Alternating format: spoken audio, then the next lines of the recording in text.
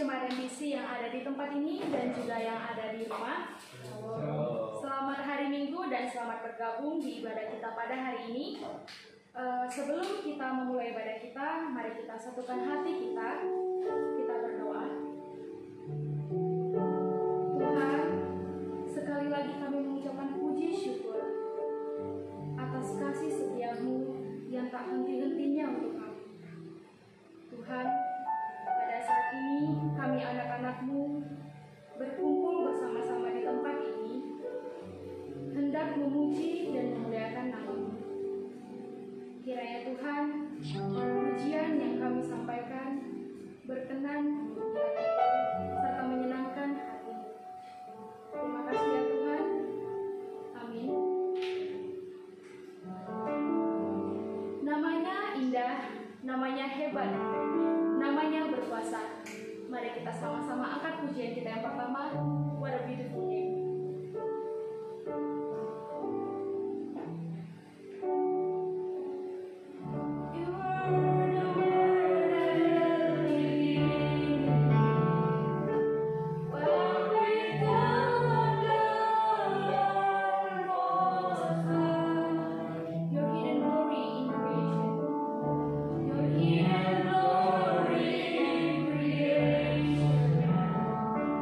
Now we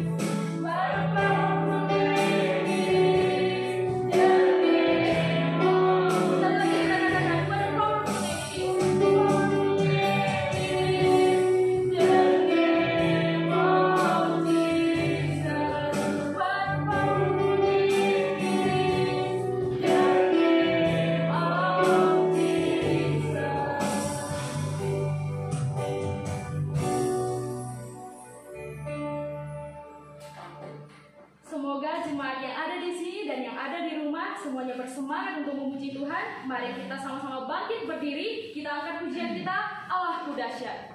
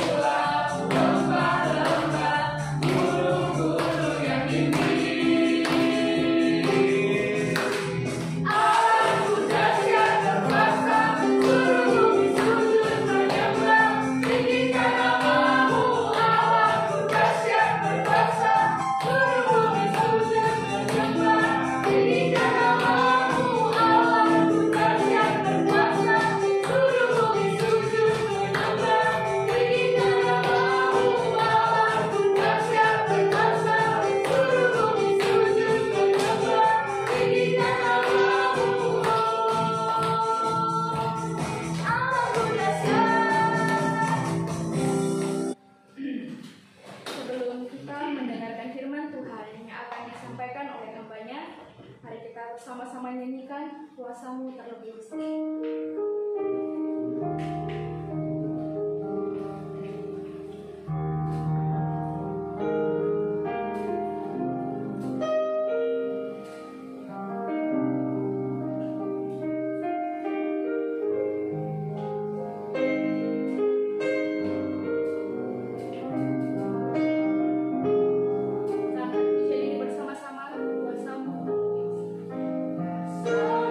Terlebih besar.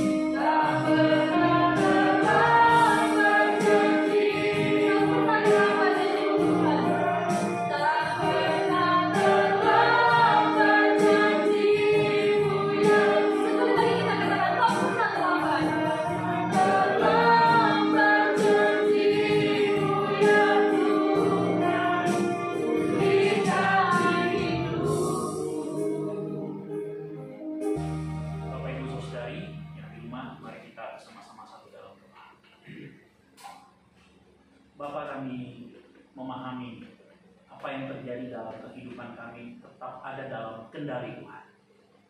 Tuhan tidak pernah mengizinkan sesuatu terjadi lepas dari campur tangan Tuhan. Dalam segala hal, terkadang kami tidak dapat menyelami. Sulit bagi kami melihat kekuasaan Tuhan di tengah-tengah konflik, di tengah-tengah masalah, di tengah-tengah situasi yang mungkin hari ini kami hadapi begitu berat, penuh dengan tantangan, penuh dengan persaingan yang sengit, penuh dengan hal-hal yang tidak benar, penuh dengan hal-hal yang membuat hati kami menjadi kecil, menjadi tawar hati, membuat kami menjadi begitu takut hari-hari. Oleh karena itu Bapak, ajari kami hari ini lagi dengan tuntunan firman, supaya kami bisa melihat segala sesuatu di dalam kacamata Tuhan, dalam mata iman. Kami mau belajar Bapak, mampukan kami Bapak. Kami tahu penderitaan hari ini tidak lebih berat. Kami percaya Bapak, karena kami tahu di dalam penderitaan itu ada campur tangan Tuhan untuk mengajari kami. Dan hari ini biar dengan kuasa firman-Mu, Tuhan ingatkan kami kembali, bahwa kami kembali untuk melihat kekuasaan Tuhan yang begitu besar.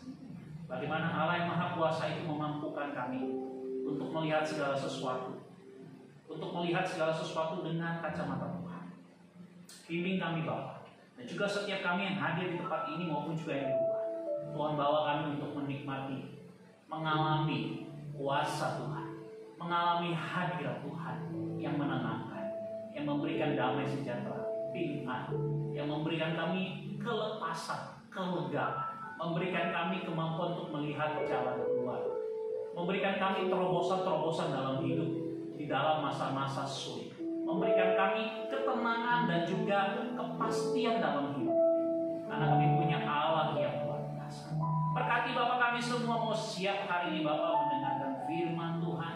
Engkau menolong kami semua, di dalam nama Yesus kami berdoa, amin. Shalom jemaat Tuhan.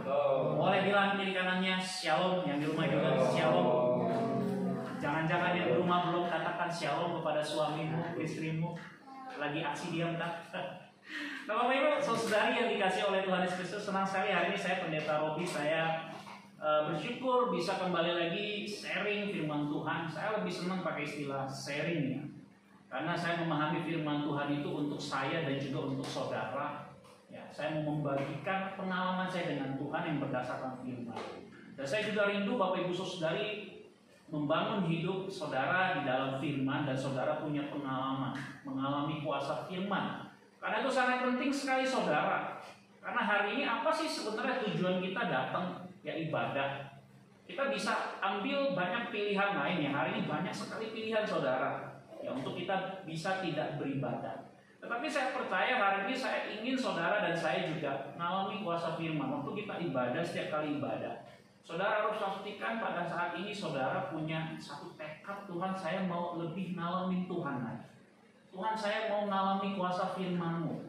Sehingga firman ini Bapak Ibu Saudari, ya, ini bukan hanya sekedar ya catatan-catatan yang kadang-kadang ya kita jadikan seperti catatan-catatan historis yang hanya sekedar oh ini kata nenek saya dulu, ini kata leluhur, ini kata orang.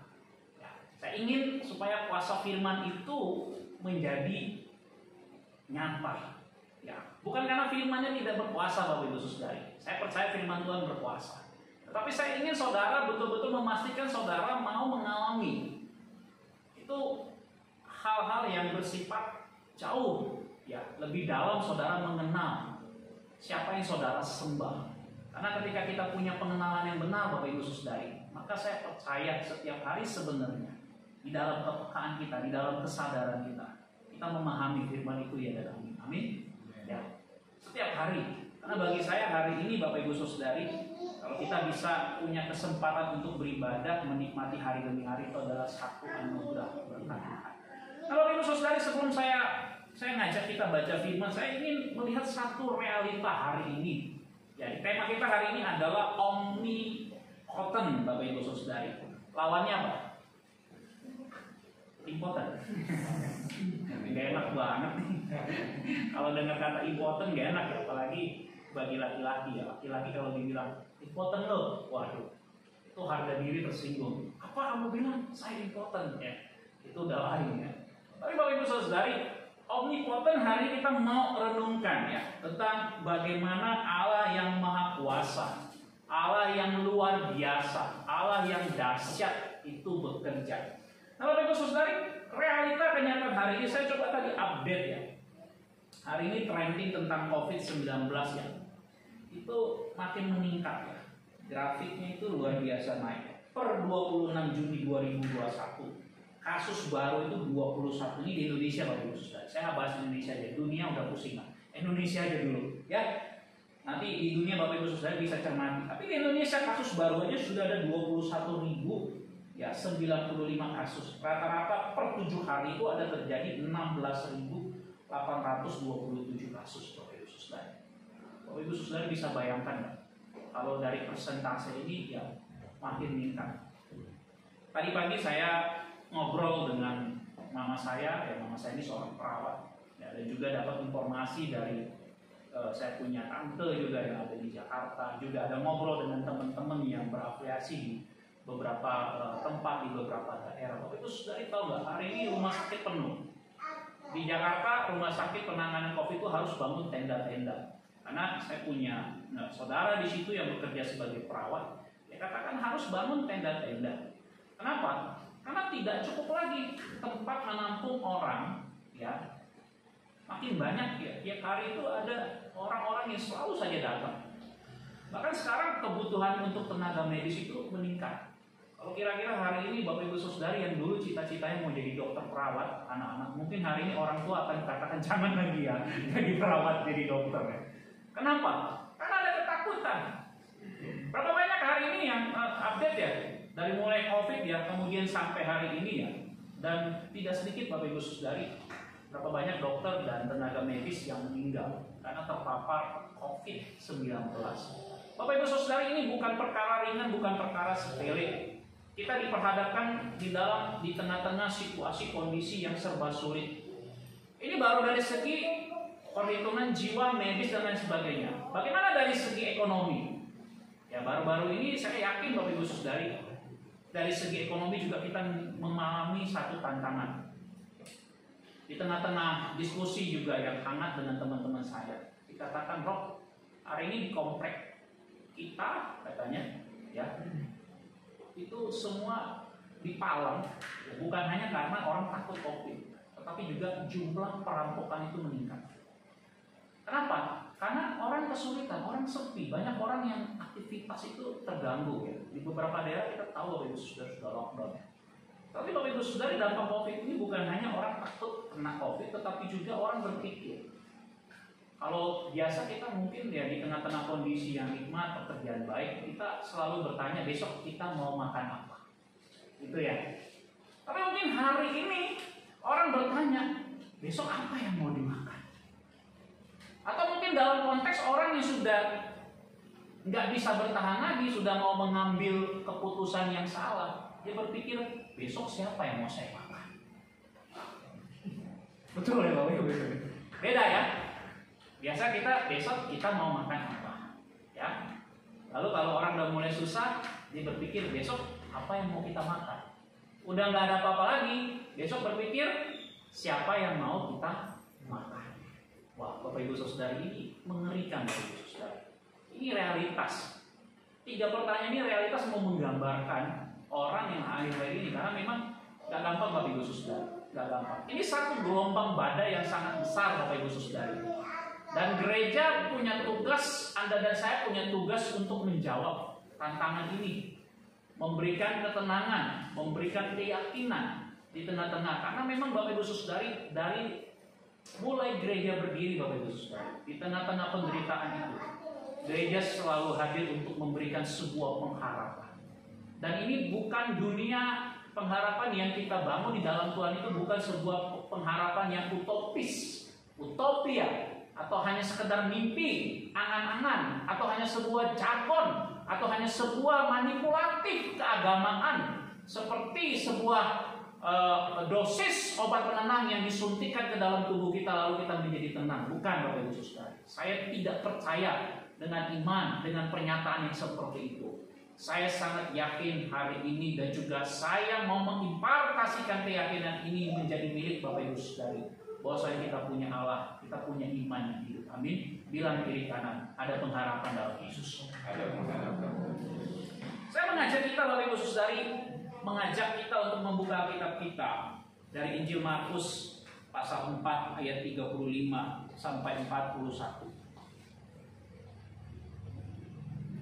Markus pasal 4 ayat 35 sampai 41. Kalau sudah menemukannya, saya akan membacakan untuk kita semua yang di rumah juga boleh konsentrasi, ya. Markus pasal 4 ayat 35 sampai 41. Yang sudah dapat boleh katakan yes. Kita mulai. Angin ribut diredakan. Pada hari itu, waktu hari sudah petang, Yesus berkata kepada mereka, "Marilah kita bertolak ke seberang." Mereka meninggalkan orang banyak itu, lalu bertolak dan membawa Yesus beserta dengan mereka dalam perahu di mana Yesus telah duduk, dan perahu-perahu lain juga menyertai dia. Lalu mengamuklah taufan yang sangat dahsyat, dan ombak menyembur masuk ke dalam perahu, sehingga perahu itu mulai penuh dengan air. Ayat 38. Pada waktu itu Yesus sedang tidur di buritan di sebuah tilam. Maka murid-muridnya membangunkan dia dan berkata kepadanya, "Guru, engkau tidak peduli kalau kita binasa." Ia pun bangun, menghadap angin itu dan berkata kepada danau itu, "Diam, tenanglah." Lalu angin itu reda dan danau itu menjadi teduh sekali. Lalu ia berkata kepada mereka, "Mengapa kamu begitu takut? Mengapa kamu tidak percaya?" Mereka menjadi sangat takut dan berkata seorang kepada yang lain, "Siapa gerangan orang ini, sehingga angin dan danau pun taat kepadanya?" Bapak Ibu Saudari, Yesus ini penuh dengan kejutan. Murid-murid yang dididik, yang berada di dalam pemuritan, yang Yesus sedang muridkan, Yesus sedang ajarkan, dibawa ke tengah-tengah situasi yang sulit, Bapak Ibu Saudara. Pasti selalu ada alasan kenapa Tuhan mengizinkan terjadi satu gejolak dalam hidup ini, terjadi satu tantangan dalam hidup ini. Gak ada yang kebetulan Bapak Ibu Saudara dalam hidup ini. Bahkan ketika saudara dan saya ngalamin satu pergumulan, satu krisis, satu tantangan, pasti selalu ada maksud Tuhan. Nah, hari ini saya akan membuka kepada kita semua apa yang Tuhan maksudkan ketika Tuhan mengizinkan hal-hal yang sulit itu terjadi dalam hidup kita. Pasti selalu ada maksud Tuhan untuk Tuhan berbicara. Tinggal masalahnya apakah saya dan saudara punya kepekaan, membuka telinga, membuka mata kita untuk mengerti, mengenal, memahami, mendengar, melihat apa yang dikatakan oleh Roh Kudus, untuk sebagaimana kita bisa mengenal, menyelami pekerjaan Yesus. Bapak Ibu Saudari, di tengah-tengah pelayanan yang begitu padat, di tengah-tengah pengajaran tentang perumpamaan, di tengah-tengah pengajarannya dalam Injil Markus ini dibawa satu peristiwa tentang bagaimana Yesus itu mengajak mereka untuk memasuki satu pelayanan. Nah, kalau kita lihat konteks pasal 5, di situ kita melihat Yesus mengusir roh jahat dari orang Gerasa. Tetapi sebelum masuk ke situ, Yesus sedang membawa mereka ke dalam sebuah kondisi, Bapak Ibu Saudari. Sebenarnya kalau mau dipikir-pikir, Bapak Ibu Saudari, ada satu hal yang menurut saya di sini, Bapak Ibu Saudari. Saya berpikir dan saya coba cari, Bapak Ibu Saudari, di tengah-tengah badai ini, Alkitab kita mencatatkan di situ, Yesus itu sedang apa? Tidur. Aneh nggak? Hah? Pernah nggak Bapak Ibu Saudari berpikir, kenapa sih Tuhan tidur? Ini jangan berpikir Tuhan tidur dalam arti memperdebatkan tentang Yesus yang terbatas, bukan. Tetapi dia pribadi kedua Allah Tritunggal ini, Yesus dalam kemanusiaannya dia sedang tidur, Bapak Ibu Saudari, ketika badai itu datang. Tetapi pertanyaannya, apakah Allah sedang tidur? Apakah Yesus benar dia sedang tidur? Benar. Tetapi apakah dia tidak tahu apa yang terjadi dengan hidup mereka? Ini dua hal yang berbeda, Bapak Ibu Saudara. Kadang-kadang ada sebuah buku yang dikarang oleh James Dobson, When God Doesn't Make Sense. Ketika Allah tidak dapat dimengerti. Ada banyak hal, Bapak Ibu Saudari, dalam kehidupan kita ini. Terkadang Tuhan itu bekerja secara rahasia. Terkadang Tuhan itu punya jalan, punya pekerjaan itu kita sulit untuk mengerti, Bapak Ibu Saudari, menyelaminya. Ada banyak jalan, Bapak Ibu Saudari. Di sini juga sebenarnya pertanyaan-pertanyaan tentang Tuhan, tentang eksistensi Tuhan, tentang keberadaan Tuhan itu sebenarnya juga dapat dipertanyakan oleh murid-murid pada waktu itu. Sehingga Bapak Ibu Saudari, murid-murid mempertanyakan, Tuhan ini benar nggak omnipotent? Nah, Cambridge Dictionary yang mengutip saja Bapak Ibu Saudari, yang membahas tentang arti omnipotent itu adalah having unlimited power and able to do anything. Artinya kalau bicara tentang Tuhan yang maha kuasa, maka Tuhan itu punya kekuasaan yang nggak terbatas. Apapun dapat Tuhan lakukan, Bapak Ibu Saudari. Ini tak bisa terbantahkan. Ini tak bisa disanggah oleh siapapun. Nah, ketika kita bicara tentang tema ini, Bapak Ibu Saudari, saya ingin kita mengambil alur cerita ini, jangan dulu kita lihat langsung pada endingnya. Tetapi saya ingin mengajak kita, karena Markus ini menuliskan dalam bentuk narasi. Dia mau menceritakan apa yang terjadi waktu itu.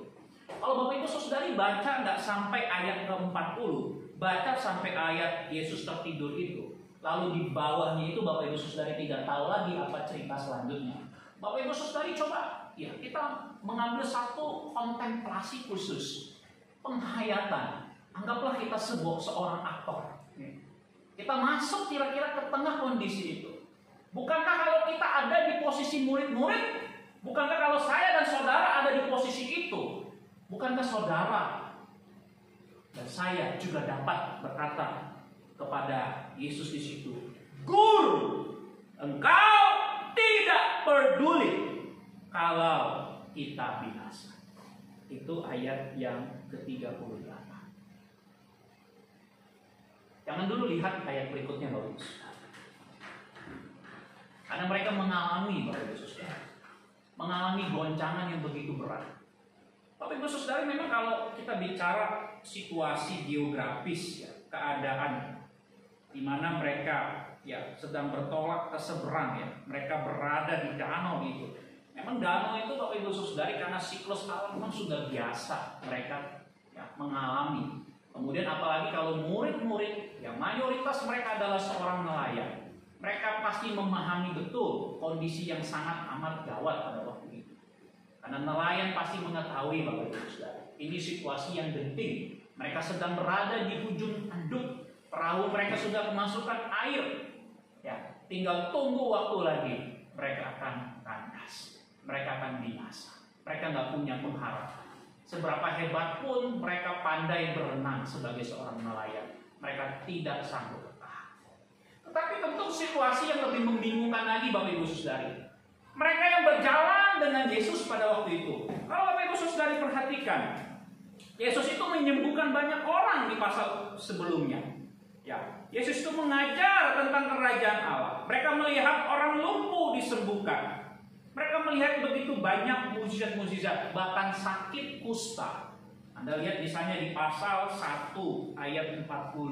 Seorang yang kusta, yang pada waktu itu tidak ada obatnya. Penyakit kusta itu dianggap penyakit yang paling buruk. Orang yang sakit kusta udah pasti akan dikucilkan, diasingkan, tidak ada lagi pengharapan hidup, tetapi Yesus dapat sembuhkan. Mereka melihat satu perkara yang ajaib, Bapak Ibu Saudara. Tetapi hari itu di dalam perjalanan iman itu, ketika mereka menghadapi badai itu, Bapak Ibu Saudara, mereka melihat sebuah hal yang mungkin mengguncangkan iman mereka. Yesus sedang tidur.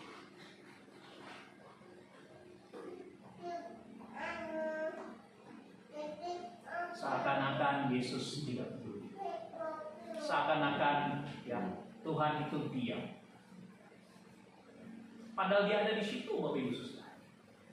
Tapi Anda harus ingat, mereka sudah berjalan bersama dengan Yesus.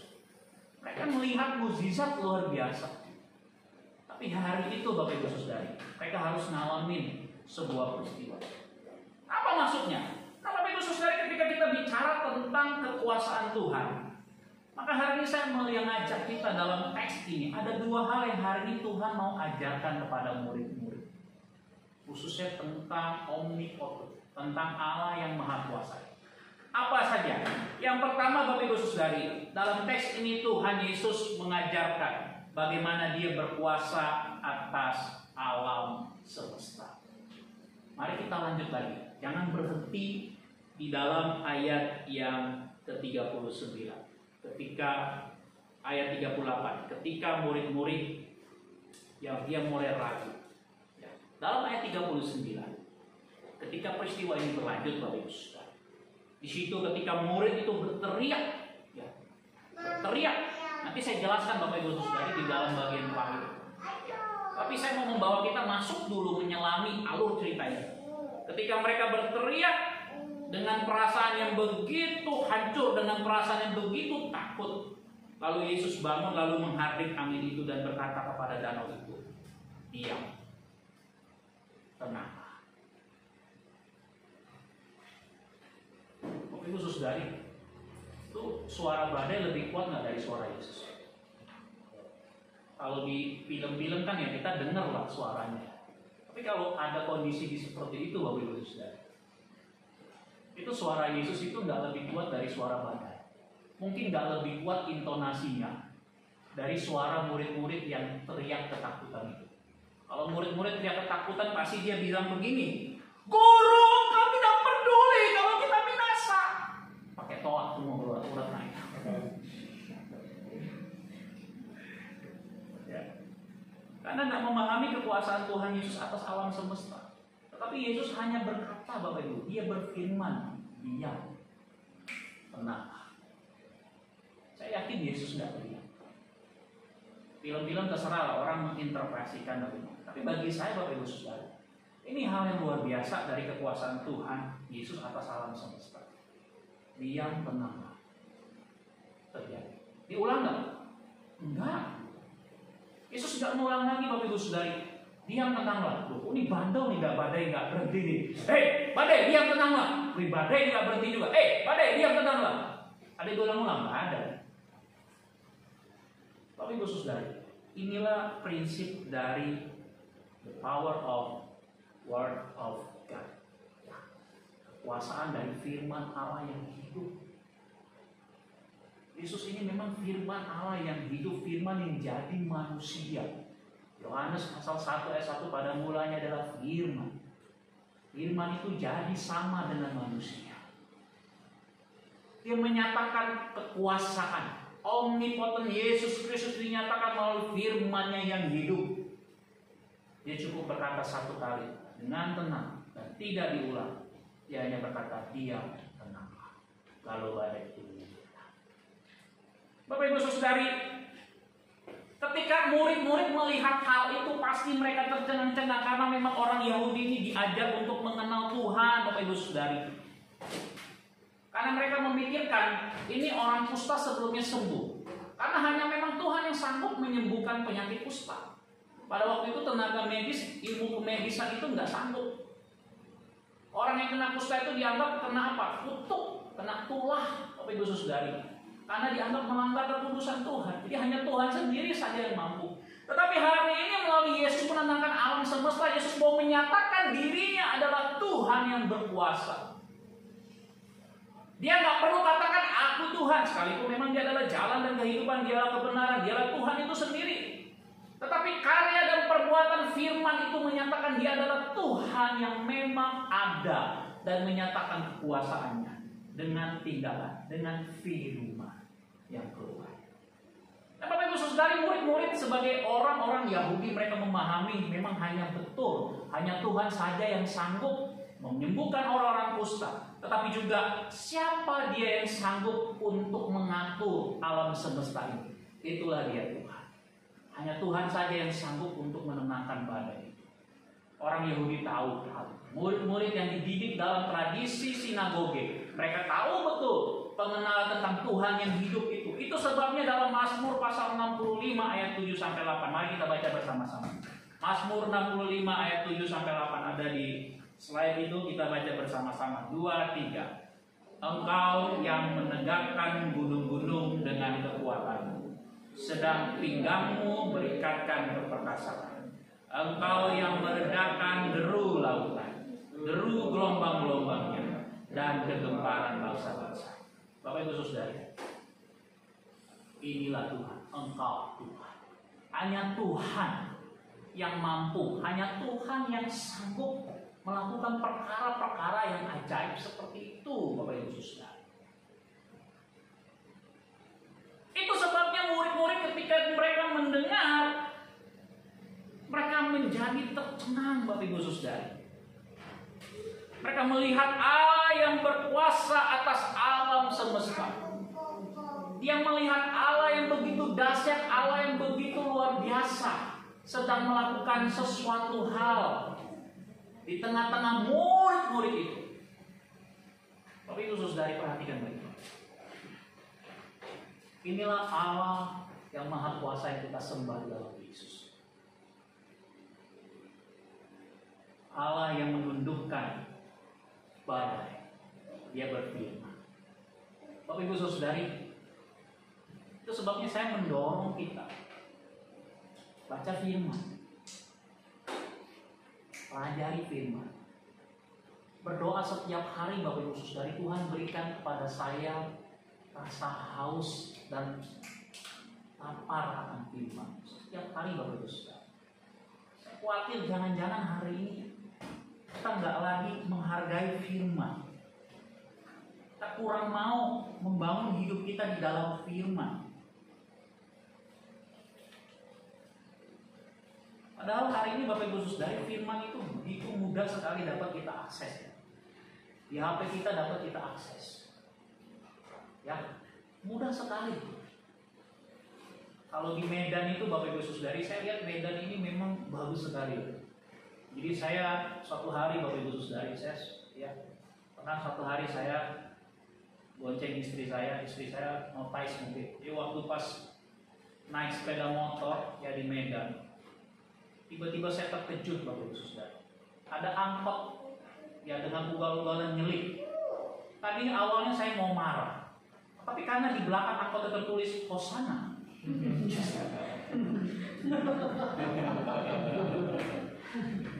Firman itu kan, firman, ya. Pergilah mau makan, rumah makan, haleluya. Isinya apa? Tahu lah kita ya. Kadang-kadang kalau mau pergi ya, Medan ini banyak sekali pilihan. Kita jadi lapar ini bagi panggang tahu. Kita makan sambil memuliakan Tuhan. Ada firman yang tertulis itu kan. Mau kemana? Ya, ke Tesalonika. Saya bukan ngomong branded merek-merek tertentu ya, bukan ya. Tapi ya maksud saya itu kan semua firman. Coba Anda pergi nggak? Lihat. Ya, banyak sekali itu. Ya di mobil-mobil angkot. Ya kadang-kadang saya heran gitu. Ada ayat firman Tuhan tertulis, ya kan? Hendaklah engkau setia sampai akhir ya. Celakanya lagi ada gambar Yesus begini, tangan terbuka, tapi yang bawa ugal-ugalan.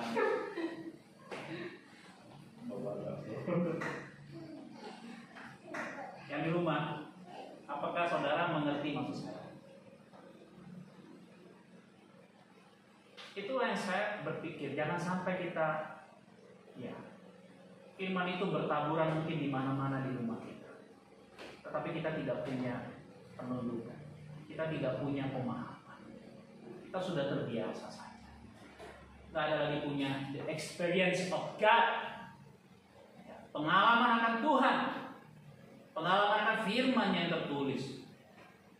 Saya berpikir betapa malunya saya sebagai seorang pengikut Yesus. Ya memang dari dulu terkenal lah angkot di Medan ini, maaf lah ya, ugal-ugalan. Tetapi saya sebenarnya agak sedikit tersinggung sebagai orang percaya. Ugal-ugalan, di belakangnya tertulis, ya bahkan ada gambar Tuhan Yesus. Ya, saya tahu yang punya orang Kristen gitu, yang bawa entah Kristen atau enggak. Tapi kan Bapak Ibu Saudari, Anda bisa bayangkan. Bapak Ibu Saudari, saya dorong kita kembali merenungkan. Kita mengaku sebagai orang Kristen, apakah kita memang punya hati, punya kerinduan untuk mau obey, taat, mendengar firman Tuhan yang hidup? Ini sebuah tantangan untuk kita. Itu yang pertama ketika kita bicara tentang omnipotent. Dia adalah Yesus yang berkuasa atas alam semesta. Yang kedua, Bapak Ibu Saudari, ketika kita bicara tentang omnipotent, maka Yesus juga adalah kekuasaan Yesus yang membangkitkan iman. Inilah yang terjadi, Bapak Ibu Saudari. Dan inilah yang hari ini saya ingin supaya kita ngalami hal itu. Kenapa? Karena kalau kita perhatikan dalam Markus pasal 4 ayat 40, di situ ada kata begitu takut. Ya, kata ini sebenarnya mau menggambarkan dalam bahasa aslinya, Bapak Ibu Saudari, kondisi mereka yang digambarkan itu seperti seorang pengecut. Tahu pengecut ya? Kalau orang Jakarta bilang jiper. Jiper loh, ya, kalau mau berantem dulu masa-masa muda ya ABG begitu lah ya. Kalau waktu mau tawuran gitu kan, wow, ya saya termasuk pelaku di situ. Bawa batu, bawa ya teman-teman ada yang bawa samurai, helm, apapun mau dilempar. Kalau udah kalah jumlah tuh udah mulai jiper gitu. Tapi dulu maksud nggak terlalu ya paling ikut-ikut gitu. Tapi kadang dulu kita kalau mau berantem begitu ya, tapi ini bukan untuk ditiru ya, nggak suka sih, kadang kita berantem satu orang, menang kita, besoknya datang mau keroyok kita satu kampung. Itu nggak salah, kabur lah kita. Bilang gue jiper lo, ya iyalah lu mau keroyok. Lebih bagus gua ambil jurus paling pamungkas kan apa, langkah 1000 lah. Kalau berani 1 lawan 1, ayo gitu, kita ladeni. Tapi Bapak Ibu Saudari, kira-kira kondisi murid-murid pada waktu itu dalam Markus pasal 4 ayat 40, mereka begitu takut, seperti seorang pengecut. Bahkan mereka menuduh sesuatu hal yang buruk. Mereka berpikir Yesus itu jahat loh. Anda pernah nggak berpikir Yesus jahat? Saya pernah. Karena saya juga pernah punya pengalaman merasa seakan-akan Tuhan itu berdiam diri di tengah-tengah kesusahanku, di tengah-tengah masa sulitku. Kok seakan-akan Tuhan cuek? Saya juga pernah merasakan seakan-akan, oh mungkin ini akibat dosaku, Allah sedang menghukumku. Pernah Anda merasa seperti itu? Seakan-akan Anda dan saya sedang mengintimidasi Tuhan berlaku jahat terhadap saya dan terhadap engkau. Pernah? Inilah yang dilakukan oleh murid-murid, sehingga mereka mengatakan engkau tidak peduli kalau kita binasa. Bayangin, setelah mereka melihat mukjizat yang Yesus buat, setelah Yesus melakukan begitu banyak mukjizat, kebaikan, kebenaran, mengajarkan mereka tentang nilai-nilai kerajaan Allah, tentang Bapa yang setia, tentang Bapa yang mengasihi umatnya, tentang Bapa yang mencari yang terhilang. Tetapi hari itu mereka mendudukan sesuatu hal yang jahat kepada Yesus. Saudara-saudara perhatikan dengan baik, khususnya di tengah-tengah masa pandemi. Kalau saudara tidak tahu, saudara tidak paham, Saudara tidak mengerti tentang kehidupan saudara hari ini, jangan coba-coba sekali-sekali saudara menuduh sesuatu yang jahat pada Tuhan. Amin. Terkadang lebih bagus kita berdiam diri, tutup mulut, berdoa kepada Tuhan. Tuhan, aku nggak mengerti, aku takut Tuhan, aku jiper Tuhan, aku khawatir Tuhan, tolong aku Tuhan, kasih aku pengertian. Bapak Ibu Saudari, kita makinlah dewasa dalam iman mengikut Tuhan. Jangan sekali-sekali kita menuduh sesuatu yang jahat pada Tuhan, karena Tuhan tidak pernah berlaku yang jahat. Karena memang dalam kita bicara Tuhan adalah Tuhan yang omnipotent. Di sini Tuhan sedang membawa murid-murid untuk melihat bagaimana kekuasaan Yesus yang membangkitkan iman. Itu sebabnya Yesus langsung bertindak. Dia bertindak diam, tenang, lalu dia menatap murid-murid itu dengan begitu tajam. Dia lihat satu persatu mata mereka. Dia katakan apa kepada mereka? Setelah angin ribut itu teduh, mengapa kamu tidak percaya? Kenapa kamu tidak percaya? Saya yakin Yesus hanya bertanya sebuah kalimat pemantik untuk menggelitik. Tetapi lebih daripada itu, Bapak Ibu Saudara, Yesus selalu dia bertindak ketika saudara dan saya minta tolong kepada Tuhan. Sekarang pertanyaannya, Anda susah, Anda pergi cari siapa, saudaraku? Berapa banyak hari ini orang Kristen, saya katakan sekali lagi, bukan cari Tuhan. Berapa banyak hari ini orang Kristen yang menduakan Tuhannya. Berapa banyak hari ini orang Kristen yang pergi ke paranormal, ke dukun, mencari orang-orang pintar untuk menolong di dalam menyelesaikan masalah. Berapa banyak hari ini orang mau melihat saja hasil cara instan. Dia nggak mau menantikan pertolongan Tuhan. Padahal Tuhan katakan, aku tidak pernah terlambat menolong umat. Berapa banyak orang-orang percaya yang berlaku seperti murid-murid, begitu picik, begitu pragmatis, melihat Tuhan seperti mesin ATM-nya. Tetapi Yesus memang dia pribadi yang murah hati, Bapak Ibu Saudara. Dia melakukan dulu sesuatu yang murid-murid minta. Dia nggak menunda-nunda, Bapak Ibu Saudara. Tapi saya tahu ketika Yesus mengatakan, kenapa kamu kurang percaya? Saya coba menyelami Bapak Ibu Saudari, betapa sedihnya hati Bapak. Bapak Ibu Saudari, saya sebagai seorang papa, dan Anda mungkin yang akan jadi seorang papa. Hal yang paling menyedihkan itu jadi seorang papa, kalau anak kita itu nggak lagi percaya sama kita. Betul nggak? Ibu-ibu, bapak-bapak gimana? Betul nggak? Coba Anda bayangkan, Anda punya anak, minta sesuatu, lalu yang dicari siapa? Papa orang lain. Gimana Pak? Kau dia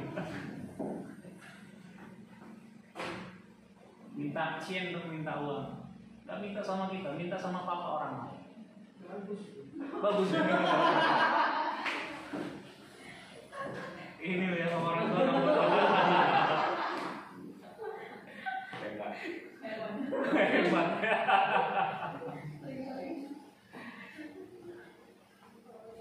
Karena dia nggak percaya. Sedih Bapak Ibu Saudara. Saya tahu nih hati itu sedih. Saya coba nyelami, saya bertanya. Tapi saya juga tidak mau menyalahkan murid-murid, tapi saya merefleksikan itu ke diri saya sendiri.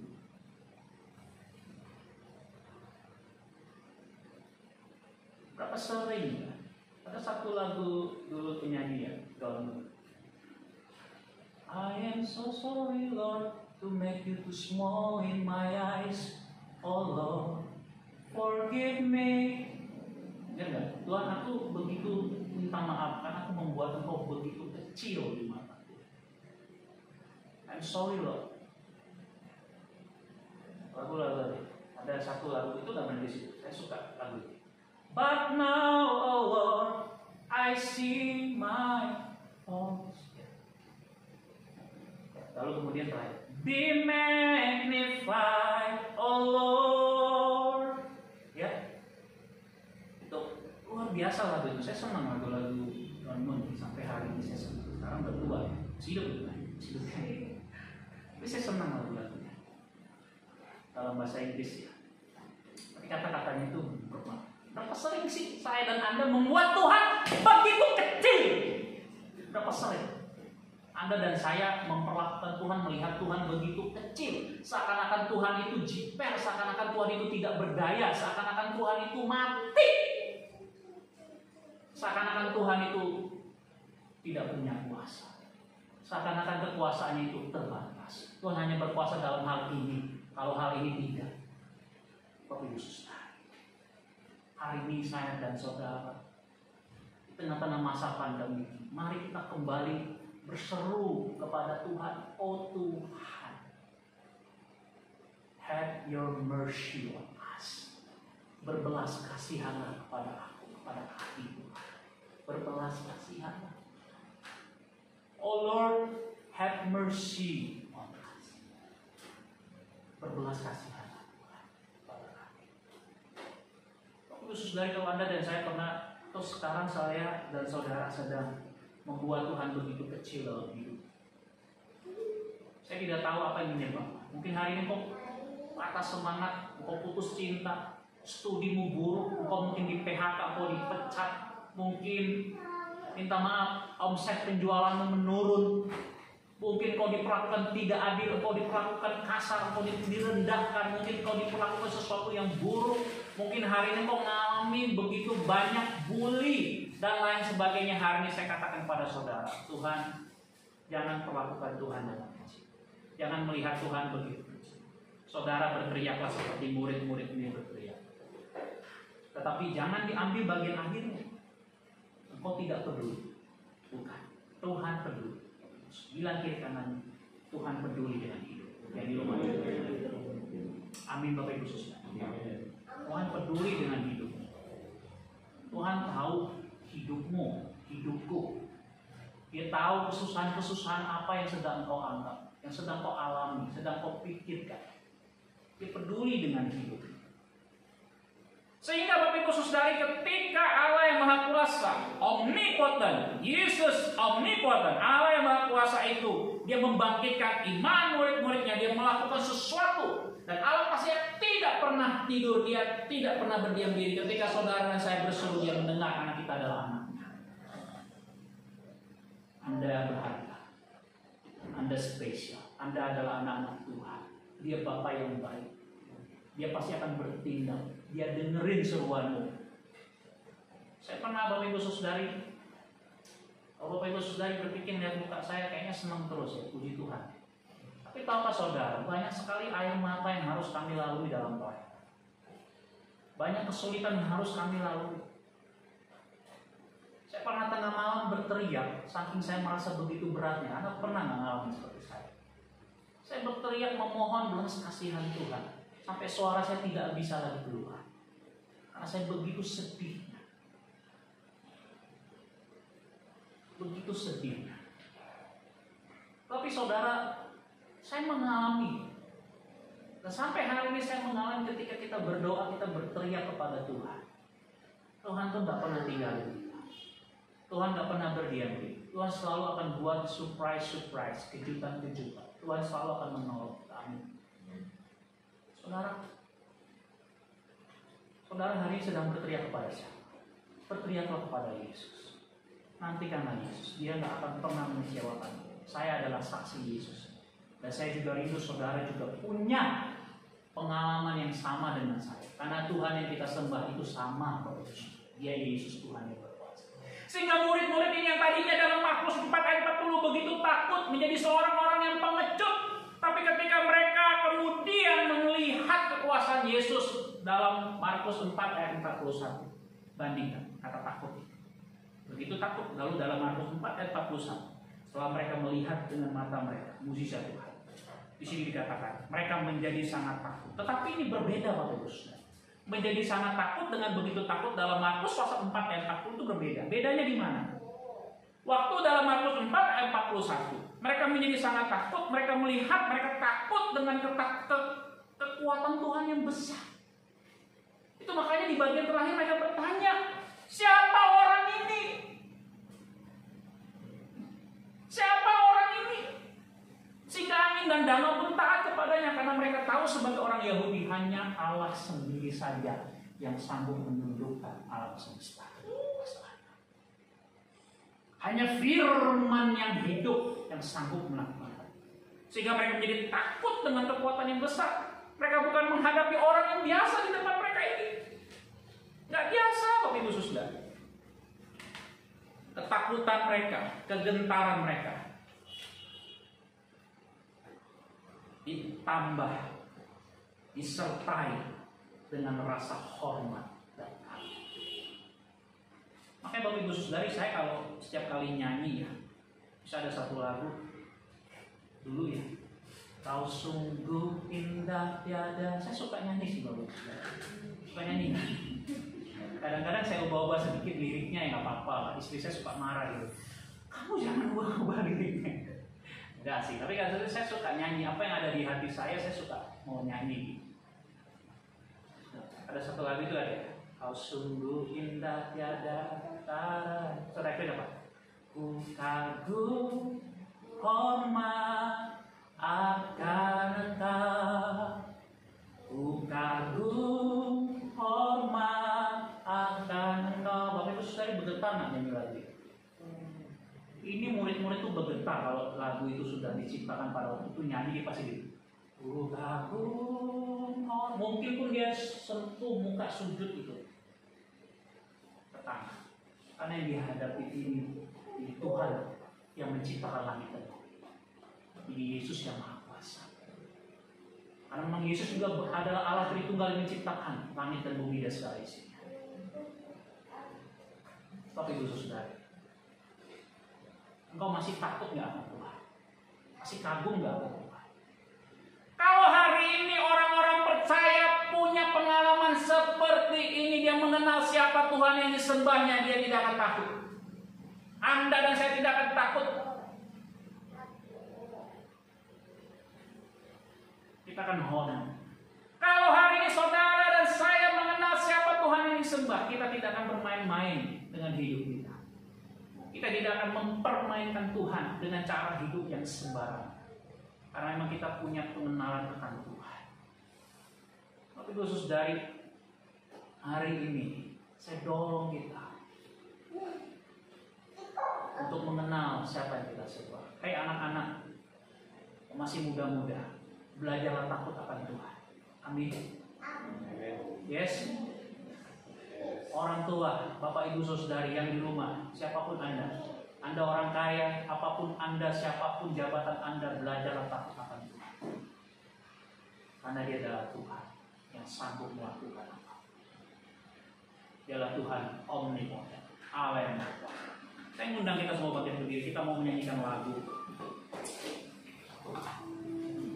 Sehingga kita percaya dalam hidup ini, sekalipun saudara masuk ke sini, ada tanda badai. Covid ini badai Bapak Ibu Saudara. Tapi saudara, ketika saudara masuk ke tengah-tengahnya, saudara percaya, saudara bisa mengatakan peace in the midst of life storm. Tetap ada damai Bapak Ibu Saudari. Saya mengajak kita merespon. Kita mau nyanyikan lagu Bapak Ibu Saudari, tenanglah kini hatiku. Hari ini apapun yang Bapak Ibu Saudari alami, mari kita percaya Tuhan akan memberikan kita ketenangan. Mari kita respon, yang di rumah juga kita nyanyikan lagu ini, tenanglah kini hati. Tenanglah kini hatiku, Tuhan memimpin langkahku. Di tiap saat dan kerja,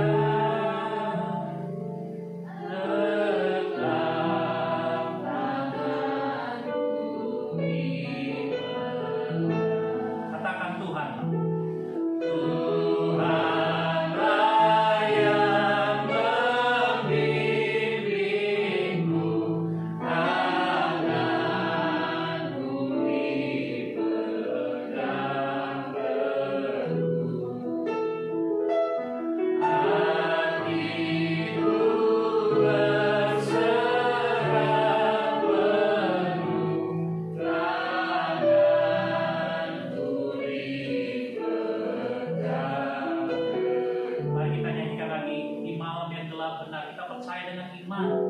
Kita katakan kepada Tuhan, di malam yang gelap benar, di taman indah dan segar, di taman dan hilang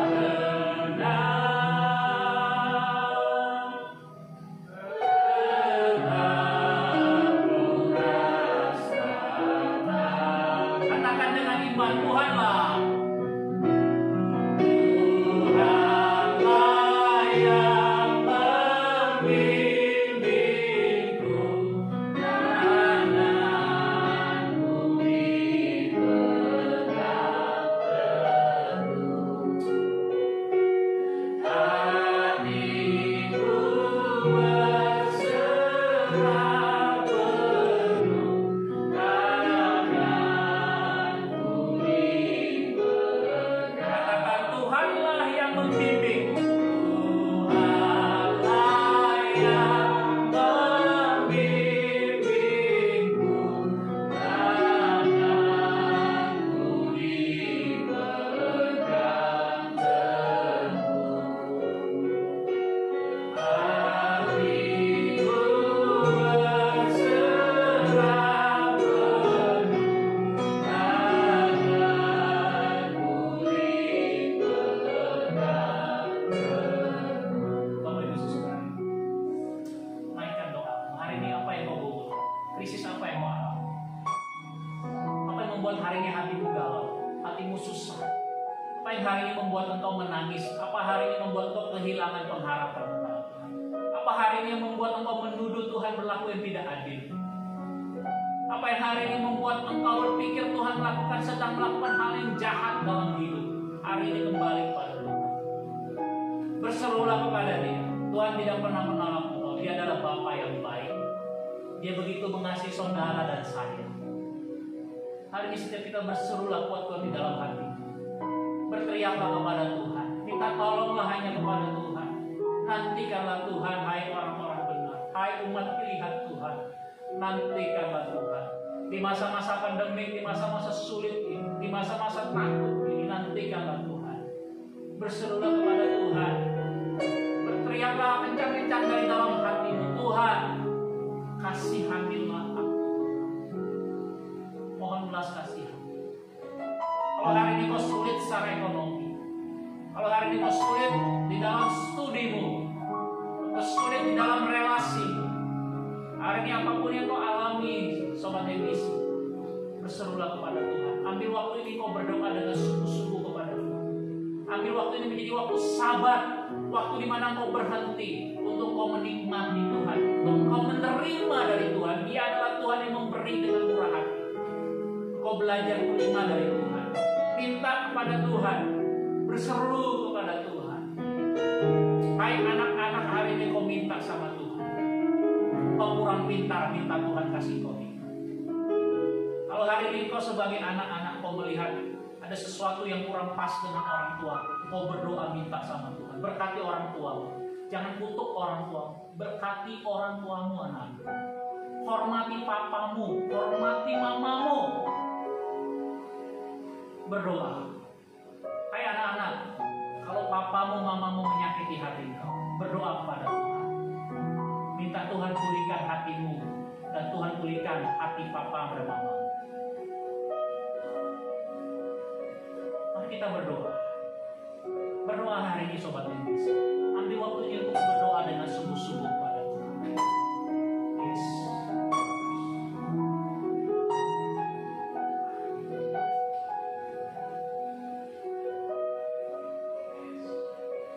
Katakan dengan lembut tapi dengan sungguh-sungguh, Tuhanlah yang membimbing.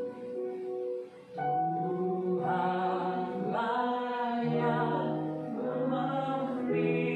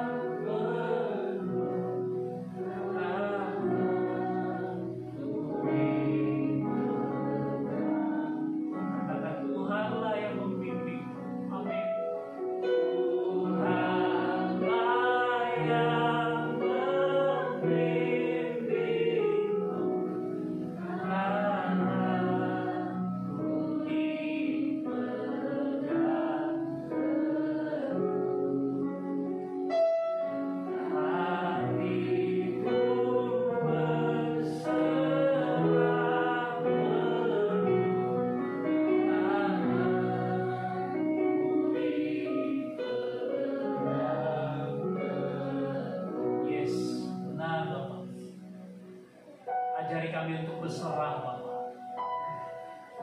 Ajar kami untuk berserah kepadamu. Hamba-Mu berdoa memberkati setiap jemaat yang di sini maupun juga yang di rumah. Bapak berkati setiap kami, setiap sobat MBC.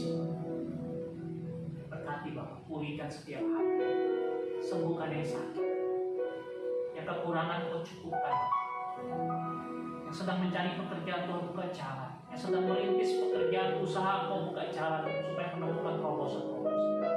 Di tengah-tengah masa sulit ini kami mau mengalami kekuasaan. Kasih kami hikmat Tuhan. Ajari kami untuk bergantung sepenuhnya kepada-Mu. Kami percaya kami punya Allah yang hebat. Kami melihat Engkau adalah Allah yang omnipotent, Allah yang maha kuasa. Engkau akan menyatakan kekuasaan. Berbelas kasihan kepada kami. Berkati kami semua, juga yang di rumah Bapak, apapun yang kami butuh. Terima kasih Bapak. Hari ini jemaat Tuhan, Engkau membuka hatimu, arahkanlah hatimu kepada Tuhan dan terimalah berkat. Kiranya anugerah dan damai sejahtera dari Allah Bapa dan dari anaknya Tuhan kita Yesus Kristus, serta pertolongan pendampingan dari Allah Roh Kudus, itulah yang memberkati keluargamu, memberkati usahamu, memberkati hidupmu, memberkati setiap hubunganmu, memberkati hubunganmu di dalam kehidupanmu sehari-hari, mulai hari ini, besok, dan sampai selama-lamanya. Amin. Bapa.